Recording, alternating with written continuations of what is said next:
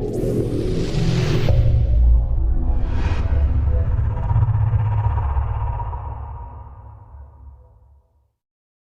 Video में हम कुछ नई बातें विस्तार से बताते हैं और बाद में उनका शॉर्ट में उपयोग करते हैं। यदि आप चाहते हैं कि कुछ उपयोगी सीखने से आप वंचित ना रह जाएं, तो कृपया सभी वीडियोस को क्रमानुसार ही देखें। टेली प्राइम की इस वीडियो सीरीज के आज के अध्याय में हम आपको बताएंगे कि टेली प्राइम में क्रेडिट नोट वाउचर क्या है और उसमें सेल्स रिटर्न के ट्रांजैक्शंस कैसे रिकॉर्ड करते हैं। इसके पहले वाली वीडियो में आपने जाना कि डेबिट नोट वाउचर क्या है और उसमें परचेज रिटर्न के ट्रांजैक्शंस कैसे रिकॉर्ड करते हैं। आगे बढ़ने से पहले हम एक बार फिर क्रेडिट नोट वाउचर के बारे में समझ लेते हैं। जब किसी भी कारण से कस्टमर सप्लायर से खरीदे गए माल को सप्लायर को ही पूरा या आंशिक रूप से वापस कर देता है, तो सप्लायर के लिए ये सेल्स रिटर्न कहलाती है और इसकी ट्रांजैक्शन को रिकॉर्ड करने के लिए सप्लायर द्वारा क्रेडिट नोट वाउचर का उपयोग किया जाता है। इस तरह के ट्रांजैक्शन को रिकॉर्ड करते समय जो भी माल वापस हुआ है, सप्लायर द्वारा उसे सेल्स में से कम किया जाता है।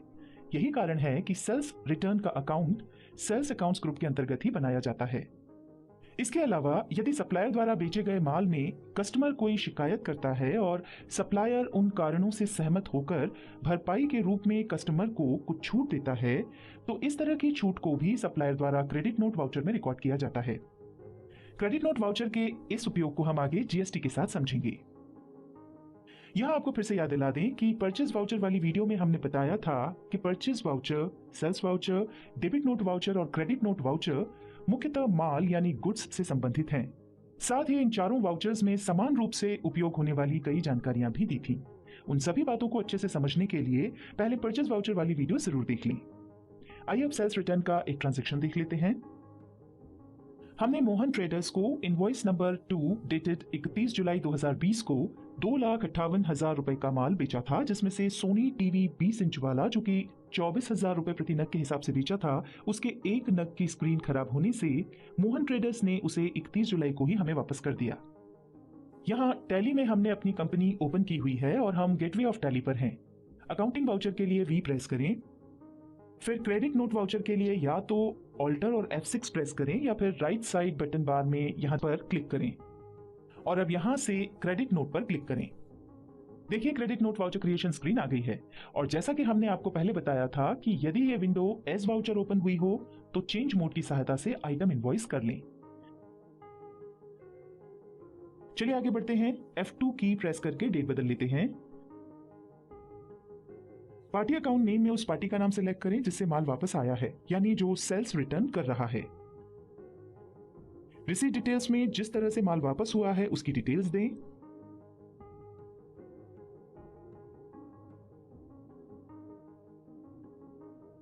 अब यहां नीचे ओरिजिनल इनवॉइस डिटेल्स में ओरिजिनल इनवॉइस नंबर के आगे अपना वो बिल नंबर टाइप करना है जिसका माल कस्टमर ने हमें वापस किया है। उसके बाद यहां अपने बिल की तारीख टाइप करें, एंटर प्रेस करें। देखिए पार्टी डिटेल्स वाली विंडो आ रही है। यदि आपको इसमें कोई चेंजेस करना हो तो कर लें, हमें कोई चेंजेस नहीं करना है, इसलिए हम कंट्रोल और ए की प्रेस करके आगे बढ़ रहे हैं। लेजर अकाउंट में हमें सेल्स रिटर्न का लेजर सिलेक्ट करना है। यदि ये लेजर बना हुआ नहीं है तो सेल्स अकाउंट्स ग्रुप के अंतर्गत बना लें।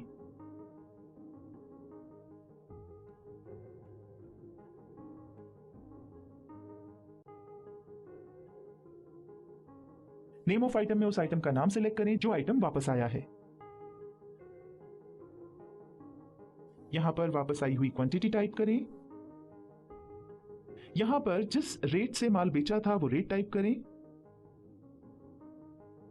यदि पार्टी ने एक से ज्यादा आइटम्स वापस किए हैं तो इसी तरह सभी आइटम्स को एक एक करके सिलेक्ट कर लें और आखिर में एंटर प्रेस करते हुए एंड ऑफ लिस्ट सिलेक्ट कर लें। इसके बाद नरेशन में माल वापस आने का कारण टाइप करें। अब एंटर प्रेस करते हुए वाउचर को एक्सेप्ट कर लें। आइए अब हम सेल्स रिटर्न का एक ट्रांजैक्शन तेजी से रिकॉर्ड कर लेते हैं। हमने एसके ट्रेडर्स को इनवॉइस नंबर 1 डेटेड 1 जुलाई 2020 से 1,20,000 रुपए का जो माल नगद बेचा था, उसमें से सोनी टीवी 30 इंच वाला जो कि 35,000 रुपए प्रति नग के हिसाब से बेचा था, उसके एक नग की बॉडी क्रैक होने से एसके ट्रेडर्स ने उसे 31 जुलाई को हमें वापस कर दिया और हमने उसे सेल्स रिटर्न के लिए स्टेट बैंक ऑफ इंडिया का 35,000 रुपए का चेक दिया।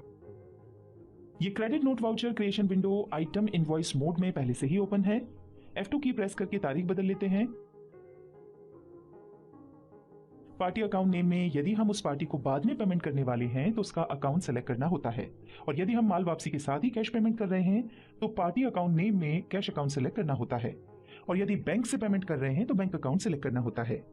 हमने उसे हाथों हाथ चेक दिया, इसलिए यहां हम अपने उस बैंक अकाउंट को सिलेक्ट करेंगे जिसका हमने चेक दिया। रिसीट डिटेल्स में जिस तरह से माल वापस हुआ है उसकी डिटेल्स दें।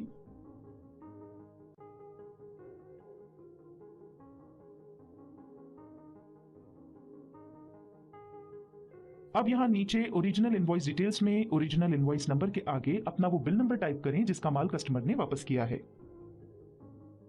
उसके बाद यहां पर अपने बिल की तारीख टाइप करें। अब एंटर प्रेस करें। देखिए पार्टी डिटेल्स वाली विंडो आ रही है।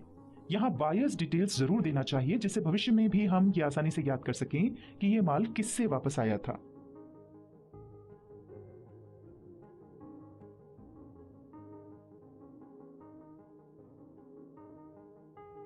लेजर अकाउंट में हमें सेल्स रिटर्न का लेजर सिलेक्ट करना है। नेम ऑफ आइटम में उस आइटम का नाम सेलेक्ट करें जो वापस आया है। यहां पर क्वांटिटी टाइप करें। यहां पर जिस रेट से माल बेचा था वो रेट टाइप करें। यदि एक से ज्यादा आइटम्स पार्टी ने वापस किए हैं तो इसी तरह सभी को एक एक करके सिलेक्ट कर लें और अंत में एंटर प्रेस करते हुए एंड ऑफ लिस्ट सिलेक्ट कर लें। ऐसा करते ही बैंक अलोकेशंस विंडो आ जाएगी। आपने पार्टी को जिस तरह से पेमेंट किया है ट्रांजैक्शन टाइप में उसका प्रकार सिलेक्ट करना होगा। उसके लिए पहले स्पेस बार प्रेस करें। अब लिस्ट में से ट्रांजैक्शन का प्रकार सिलेक्ट करें। हम चेक सिलेक्ट कर रहे हैं। इंस्ट्रूमेंट नंबर में उस चेक का नंबर टाइप करें जो हम कस्टमर को दे रहे हैं। इंस्ट्रूमेंट डेट में चेक की तारीख टाइप करें। इसके बाद नरेशन में माल वापस आने का कारण जरूर टाइप करें और एंटर प्रेस करते हुए वाउचर को एक्सेप्ट कर लें।